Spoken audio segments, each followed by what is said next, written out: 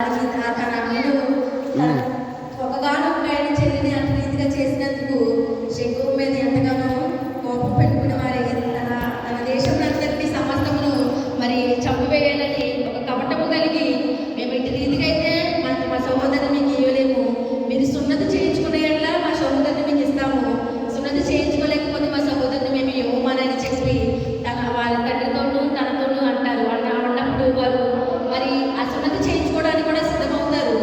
కానీ వీళ్ళిద్దరు ఏమనుకుంటారంటే ఆ విధంగా మాట్లాడి ఇలా హతం చేద్దామని నా ఉద్దేశంతో వాళ్ళతో మాట్లాడతారు. మాట్లాడినప్పుడు మరి వాళ్ళు వెళ్ళిపోతారు. వారి మాటలో అన్నదమ్ములు ఇద్దరు మాటలు వారికి నచ్చి అలాగే సున్నతి చేయించుకోవడానికి వెళ్ళిపోతారు. వెళ్ళిన తర్వాత వాళ్ళు ఊరి చివరి నుండి మాట్లాడుకుంటారన్నమాట. వాళ్ళు మన దేశం మన మాటలన్నింటినీ చక్కగా ఉంటున్నారు, మనము వారి పిల్లల్ని తీసుకుని మన పిల్లలు వారికి ఇద్దాము, మనం మన మధ్య వారిని ఉంచుదాము, ఈ దేశంలో సరిపడేంత స్థలం ఉంది, ఇక్కడ వాళ్ళు వ్యాపారం చేసుకుంటారు, వాళ్ళకి కూడా వాళ్ళ మాట మన సున్నతి చేసుకుంటేనే వారు మన మాట వింటారు, మన సున్నతి చేసుకుందామని చెప్పేసి వారు అడిగి తర్వాత ఏమంటారంటే ఆ మనుషులకి చాలా ఉన్నాయి ఆస్తులు సంపదలు, వాళ్ళు మనము వాళ్ళ మాట వింటే అవన్నీ మనకే తగ్గుతాయన్న దురుద్దేశంతో మాట్లాడుకుంటారు. ఆ మాటలన్నిటి కూడా వాళ్ళందరూ పూర్వన్న మనుషులందరూ వింటారు. విన్న తర్వాత వాళ్ళందరూ సున్నతి చేయించుకోవడానికి సిద్ధపడతారు. అలాగే సున్నతి చేయించుకుంటారు. చేయించుకున్న తర్వాత వారు ఏం చేస్తారంటే మరి సున్నతి చేయించుకున్న 3వ రోజు వారు ఆ చేయించుకున్నందుకు బాధపడతారు. బాధపడినప్పుడు ఆ యొక్క దీన సహోదరులైన ఇద్దరు కూడా వచ్చి వాళ్ళందరినీ చంపేస్తారు. మొత్తం అందరినీ చంపేసి దీనాన్ని చేసిన ఆ యొక్క శక్యమును కూడా కత్తివాత చేత చంపేస్తారనమాట. చంపేసి ఆ ఊళ్ళో ఉన్న పురుషులందరినీ చంపేసి తన దేశంలో ఉన్న ఇంటిలోకి వెళ్ళి సమస్తమును దోచుకుని వాళ్ళందరినీ చంపేస్తారు.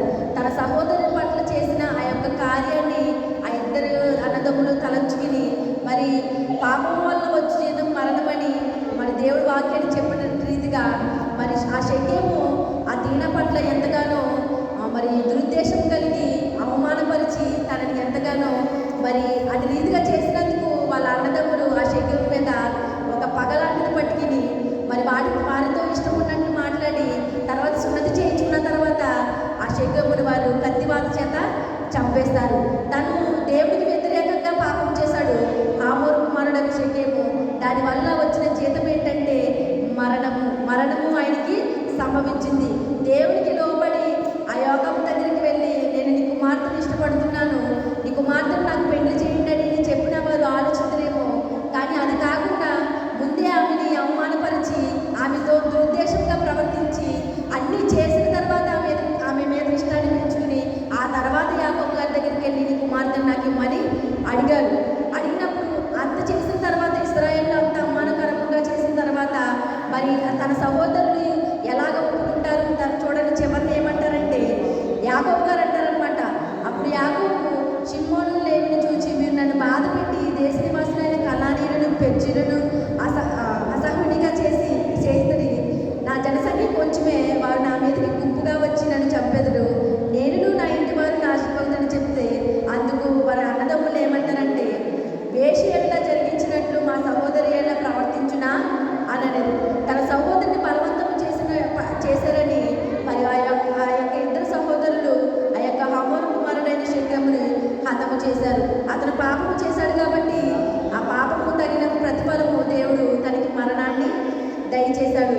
ఈనాడు ఎవరి కాలంలో ఉన్న మీరు కూడా దేవుడికి భయపడి ఆయన ఎందుకు భయభక్తులు కలిగి జీవించి పాపములకు లోబడేవారు కాకుండా దేవుడి పట్ల మంచి కార్యములు చేసేవారుగా దేవుడి ముఖ కాంతులు మీ పాపములు లేకుండా మీరు సరి చేసుకోవాలని దేవుడి రాత్రికాల సమయంలో మీతో మాట్లాడుతున్నారు. అదేవిధంగా సమూయేలు 2వ గ్రంథము చూడండి. సమూయేలు 2వ గ్రంథము సమూయేలు ఆదికాండము 2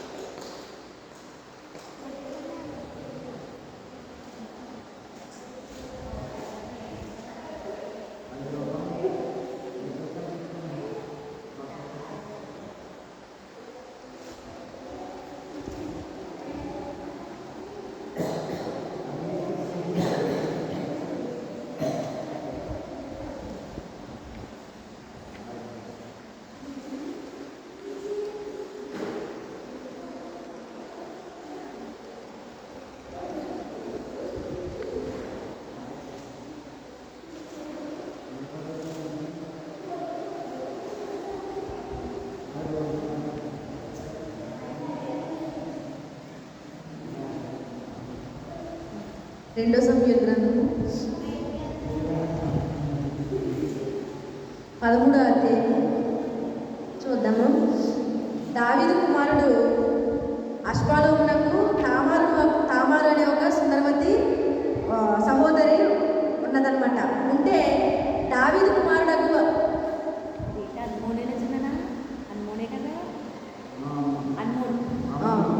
అమ్మోను దావీదు కుమారుడు అమ్మోను ఆమెను మోహించాడనమాట.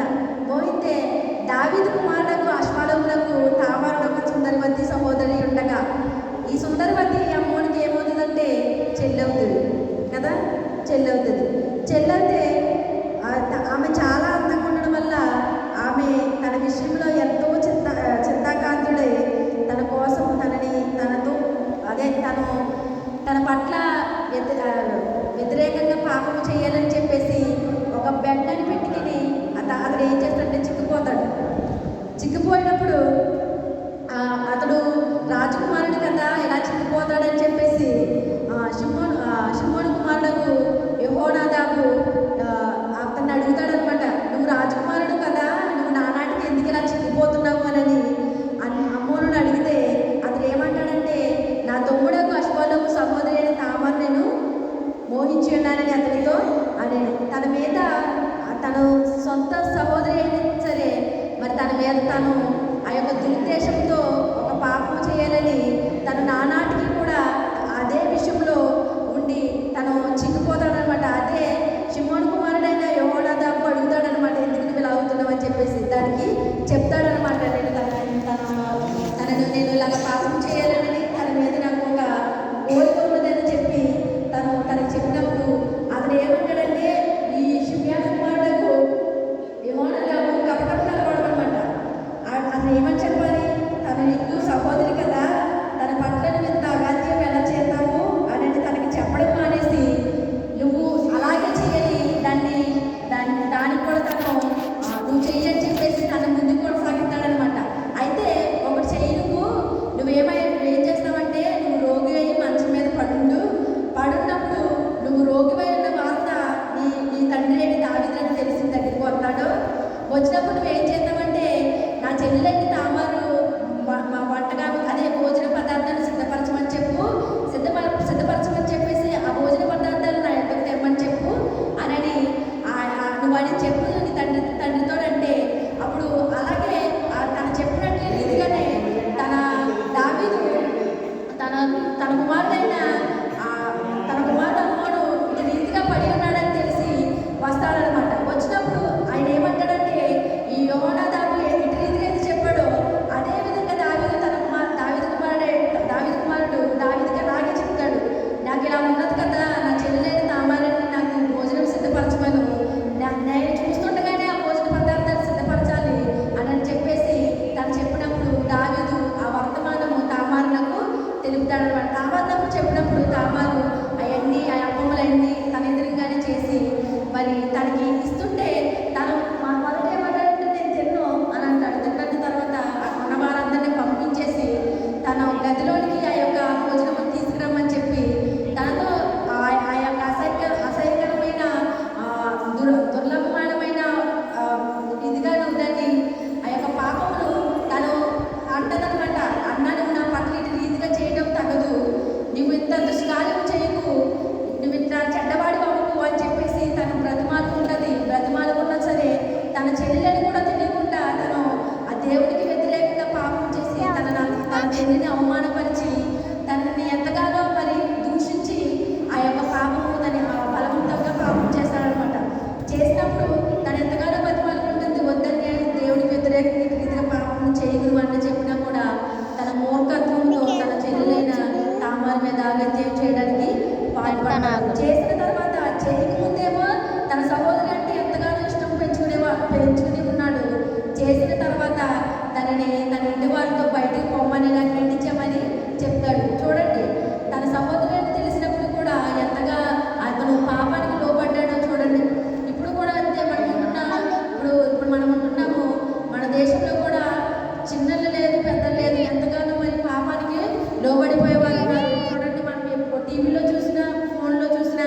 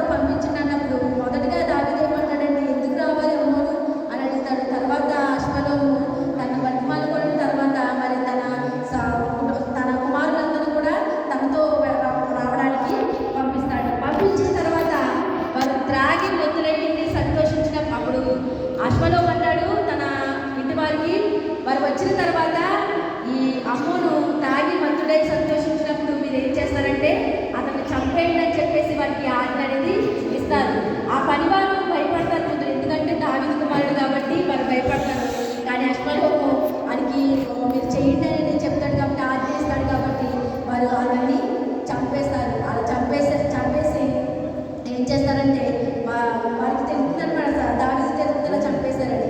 చూడండి, తామారు ఎంతగానో బ్రతిమాలాడుతుంది, అన్న ఈ రీతిగా చెయ్యొద్దు, నేను నీకు సహోదరుని అవుతాను, నువ్వు నాకు పట్ల దుష్కార్యం చేయవద్దు అని ఎంతగానో తన బ్రతిమాలుకున్నది. చూడండి, ఇప్పుడు యవనస్తులు ఎవరైనా సరే ఆ యొక్క వారి మీదకి అగాధ్యం చేయడానికి వచ్చినప్పుడు వారు కూడా ఎంతగానో బ్రతిమాలాడుకుంటారు, ఇలా చేయకండి, అలా చేయకండి, నన్ను వదిలిపెట్టేయండి అని నన్ను బ్రతిమాలాడుకుంటారు. అయినా కూడా వాళ్ళు ఎంతగానో మరి వాళ్ళని హింసించి మరి ఎంతగానో మరి వారి పట్ల వ్యతిరేకంగా ప్రవర్తిస్తారనమాట. ప్రవర్తించినప్పుడు వాళ్ళు ఎంతగానో బాధపడతారు. చూడండి, సహోదరి అన్న దగ్గరే మరి తామరికి ఆ యొక్క కాపుదల అనేది లేకపోయింది.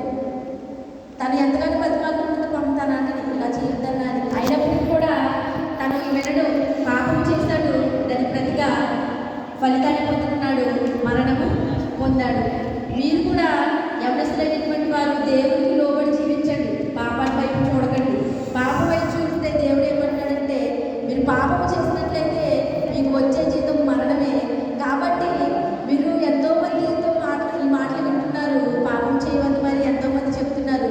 అయినప్పటికీ మీరు దాన్నే చేసినట్లయితే వాళ్ళిద్దరికి వచ్చిన మరణం మీకు కూడా కలుగుతుందని దేవుడు మిమ్మల్ని హెచ్చరిస్తున్నాడు. కాబట్టి మీరు పాపంలోకి ఎంత మాత్రం ప్రవేశించకుండా దేవుడి రాజ్యాన్ని, దేవుడి నీతిని వెతికేవారుగా మీరు ఉండాలి.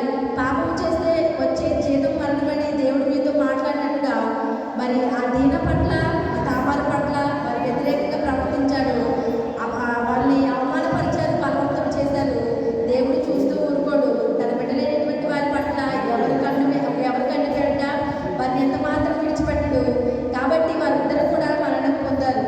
కాబట్టి మీరు ఏం చేస్తారంటే దేవుడి పట్ల విధేయత కలిగి జీవించండి, దేవుని దినదినము ప్రార్థించుకోండి. మీరు ఎవరికాలంలో ఉంటున్నారు, పరిస్థితులు బాగాలేదు, మీరు వెళ్ళే వచ్చేటప్పుడు కూడా వెళ్ళినప్పుడు ప్రభువా నేను క్షేమంగా వెళ్ళి క్షేమంగా రావాలి, రోజులు బాగాలేదు, సక్రమంగా లేవు, నా పట్ల నువ్వు తోడుగా ఉండు ప్రభువా, నాకు కాపుదలుగా ఉండు తండ్రి. ఆనాడు యేసేపు మరి పాపం చేయమని తన అధికారి అయిన భార్య పాపం చేయమని అడిగినప్పుడు కూడా దేవుడికి వ్యతిరేకంగా నేను పాపము చేయనని తన భార్యతో చెప్తాడు. ఆ పాపానికి ఎంత మాత్రం లోబడ్డో యేసేపు పాపాన్ని విడిచిపెట్టేదో పక్కన పెట్టేస్తాడో దేవుడికి విధేయత చూపిస్తాడు. కాబట్టి యేసేపు ఫలించే కొమ్మలాగా ఎక్కడికి వెళ్ళినా ఆయన అభివృద్ధి చెందాడు. కాబట్టి శత్రుత్వ మెషకు ఆ వ్యక్తులు కూడా వాళ్ళు కూడా యవనస్తులే, వాళ్ళు కూడా యవన కాలంలో ఉన్నారు. యవన కాలంలో ఉన్నారు కదా అని ఇష్టానుసారంగా జీవించలేదు, దేవుడికి భయభక్తులు కలిగి జీవించారు. వారి ప్రాణం కూడా వారికి దేవుడికి ఇవ్వడానికి వెనుతీయలేదు, వారి దేవుడి కొరకు జీవించారు. మీరు కూడా దేవుడి కొరకు జీవించండి, మీ భవిష్యత్తు గురించి దేవుడికి అడగండి, మీకు ఏది కావాలో ఆయన ఇస్తాడు, కాకపోతే ఆయన మీరు అడగండి. అటు రీతిగా తొందరపడి ఎంత మాత్రం పాపంలో మీరు పడకండి. దేవుడి కోసం దేవుడు మీరు అడిగితే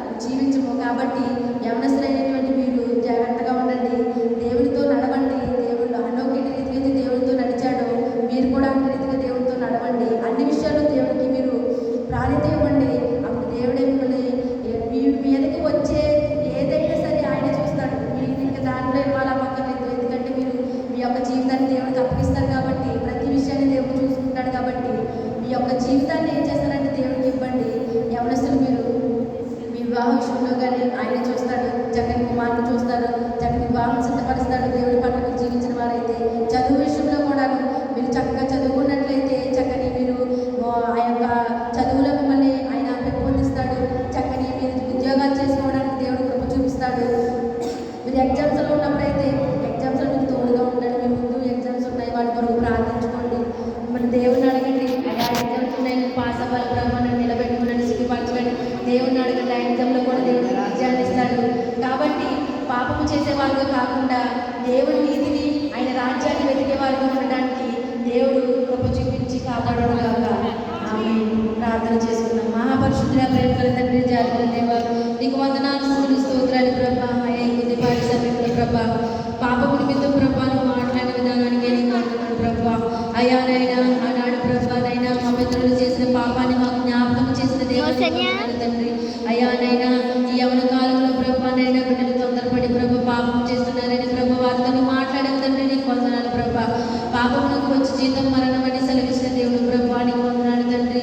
అయ్యానైనా బిడ్డలు ప్రభాని రక్షించుకోవడానికి ప్రభాని బిడ్డలతో మాట్లాడినందుకు నీకు వందనాలు ప్రభా. అయ్యా యవనస్తులు ప్రభానైనా ఈ లోకానుసారంగా జీవించుకోకుండా వారిని పట్టుకోండి తండ్రి నీకు వందనాలు ప్రభా. అయ్యా నీ ఆత్మచేత వారిని శుద్ధి చేసుకోండి తండ్రి నీకు వందనాలు ప్రభా.